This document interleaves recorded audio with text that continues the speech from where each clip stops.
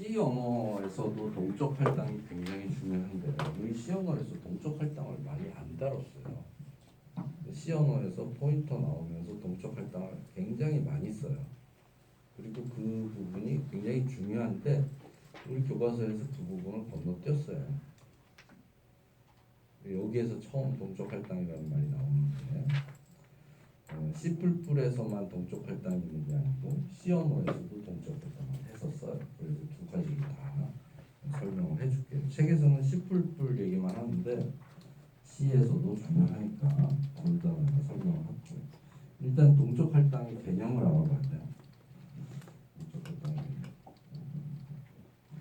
내가 보통 변수를 사용할 때 이렇게 쓰죠. int a는 5, int a는 5 이렇게 쓰면 쟤는 어떤 일이 생기냐면 메모리 안에 어떤 특정한 장소에 a가 저장하는 방이 생기고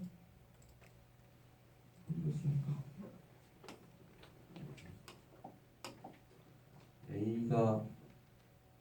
a라는 값이 저장되는 방이 하나 생기고 여기에 5가 이렇게 들어가게 돼요. 쟤를 우리가 정적 할당이라고 해요. 정적 할당. 얘는 언제 생기냐? 프로그램이 실행될 때 생기는 게 아니고 컴파일 할 때 생겨요. 정적으로 생기는 거예요. 더 중요한 건 뭐냐면 이런 거죠. int a10 이렇게 썼어요. 배열 쓸 때는 반드시 여기 숫자가 있어야 된다고 했어요. 컴파일 할 때 저 숫자가 몇 개인지를 알아야 돼. 그래서 저거를 이렇게 쓰면 어떻게 되죠? 메모리 안에 A라는 이름을 갖고 10개의 정수가 저장되는 배열이 이렇게 생겨요. 딱 결정이 돼버려요. 그래서 정적이에요. 그런데 내가 프로그램을 하다 보면 저 배열에 10개의 데이터를 저장할 수 있는데 실제로 3개의 데이터만 저장할 수도 있잖아요. 값이 3개밖에 없어. 그래서 3개만 저장을 했어. 그러면 7개를 낭비하는 셈이 되는 거야. 그렇지?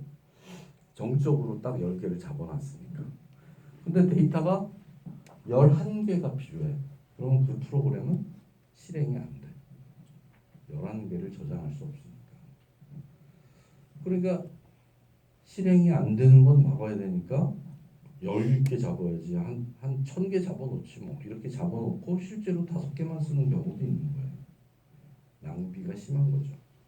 그래서 프로그램이 정적으로 메모리를 할당하는 게 아니라 동적으로 몇 개가 필요하다 그러면 그 몇 개 필요한 만큼을 프로그램이 실행될 때 메모리를 잡아주는 거.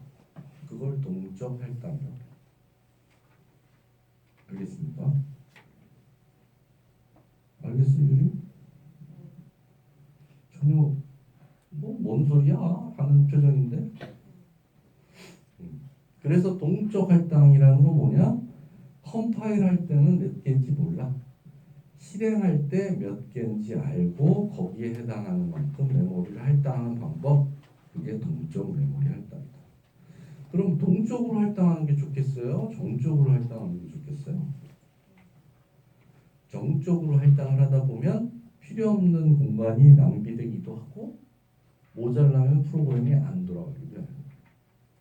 동적으로 하면 내가 필요한 만큼 할당해서 쓰면 되니까 그런 문제가 없어. 당연히 동적 할당이 주인공이지. 알겠지?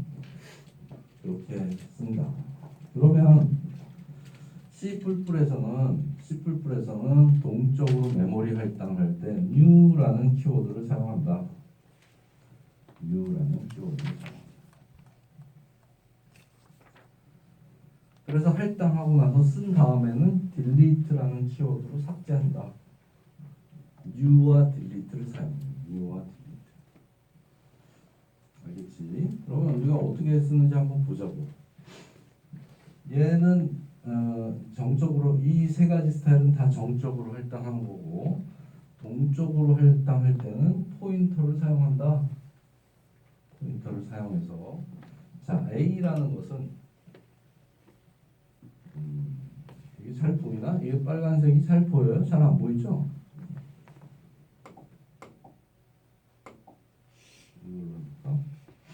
A라는 것은 포인터야. 여기 A야. 포인터야. 그런데 new int 5 한 것을 이렇게 할당을 해줬어. 그러니까 뭐예요? int 하나를 메모리 안에 공간을 마련해서 거기에 5라는 값을 집어넣은 다음에 이 주소를 얘한테 주는 거예요. 얘는 포인터니까 주소를 가질 수 있잖아요. 얘가 여기를 이렇게 가르치게 하는 거죠. 이게 동적 할당이에요. 메모리를 동적으로 만들어서 포인터가 가르치겠어. 그게 동적 할당이에요. 그래서 여기서 이렇게 한 다음에 cout 별표 A 하면 A의 내용이니까 5를 출력하겠죠. 별표 A는 10 하면 얘의 내용을 10으로 이렇게 바꾸겠죠. 그런 식으로 포인터 연산으로 사용할 수가 있어요. 다 사용하면 delete A 하면 얘가 가지고 있었던 가르치는 요 메모리가 시스템으로 반환이 돼. 쓸 수 있게. delete 하지 않으면 계속 프로그램이 잡고 있는 거야. 쟤를, 메모리를. 그래서 한번 사용하고 나면 반환을 해줘요.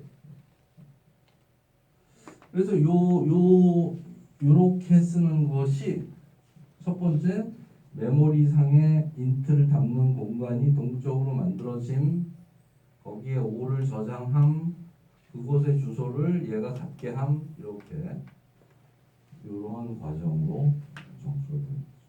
이거하고 좀 달라요. 우리가 많이 썼었던 A라는 포인터가 있어.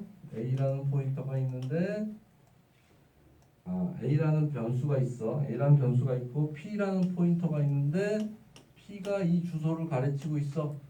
얘는 동적인 게 아니에요. 왜냐면 A도 이미 만들어져 있으니까. 만들어져 있잖아요. 그래서 이게 아니고 new라는 키워드로 새로 만들 수 있다. 근데 이거는 그냥 동적 할당이 이런 거야 라는 설명을 하는 거지 저렇게 할 이유는 하나도 없어.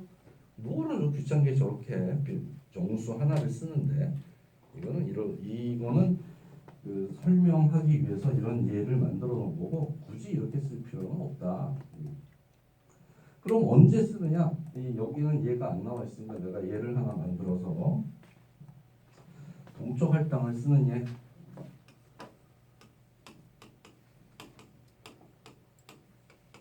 동적 할당은 언제 쓰느냐? 보통 배열을 동적 할당한다.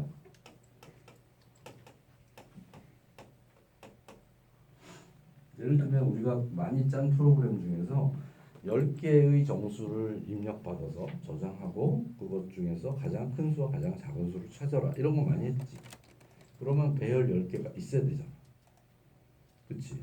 근데 내가 프로그램이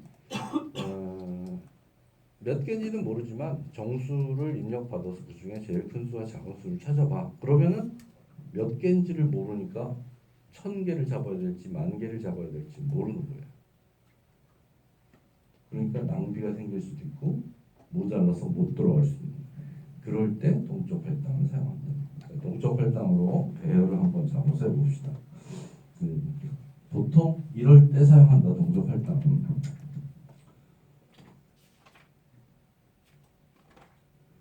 변수를 사용하는 게 아니고 배열을 사용한다. 자, 여기 배열 사용하는 예가 나와 있네요. 배열을 동적으로 사용한다.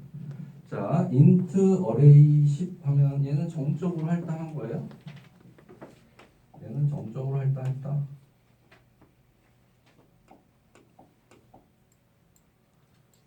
얘는 정적으로 할당한 거야. 10개가 딱 잡혀 있어. 어디다 이동할 수도 없어. 이동할 수도 없고 시간이 벌써 이렇게 됐어요. 얘는 이동할 수도 없고 이미 딱 잡혀 있는 거야. 그런데 내가 얘를 동적으로 할당할 때는 어떻게 하냐면 이렇게 쓸 수 있어요. array는 new int 10 10개짜리 정수를 잡아서 요 array가 포인터가 가르치게 해 이렇게 하는 거예요. 얘도 10개를 잡는 거 아니에요?